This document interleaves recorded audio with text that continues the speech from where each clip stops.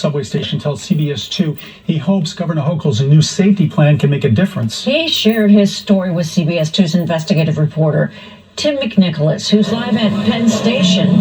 Tell us about security there tonight, Tim. Dana and Dick, this is the governor's plan in action.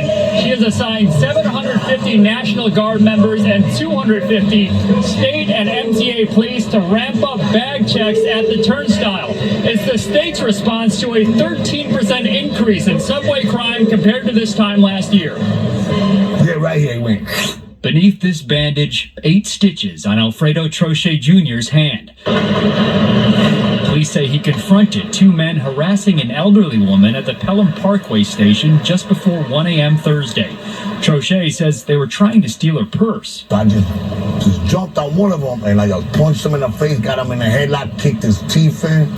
And the other guy, I swung at him, but he got me with a box cutter. The NYPD says those men ran away, then took off in a van. Trochet says he wrapped his hand in a T-shirt and walked away to look for a police officer.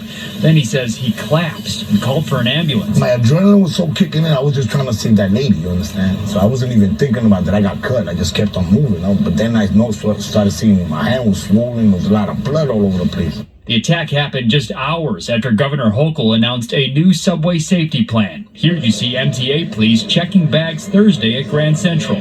We are looking at the main transit hubs where the most people come through. We're going for volume. Data analyzed by CBS2 Investigates shows many of the most traveled stations are also where the most felony assaults happen. Times Square, Columbus Circle, and Penn Station, for example, were all in the top 10 in the last 6 years. But many riders are just as concerned about stops with fewer people around. I wouldn't assume that where the National Guard is today, because they have been in the big stations, is where they're going to be tomorrow. We're not going to say exactly where they're going to be. Trochet hopes to see them at stops along the 2 line. She has to deploy the National Guard. It's an epidemic. And Governor Huchul says the National Guard and police will not be profiling people. She says this is not stop and frisk. The New York Civil Liberties Union, on the other hand, they say that this plan will be used to profile and, quote, accost black and brown New Yorkers. Live at Penn Station, Tim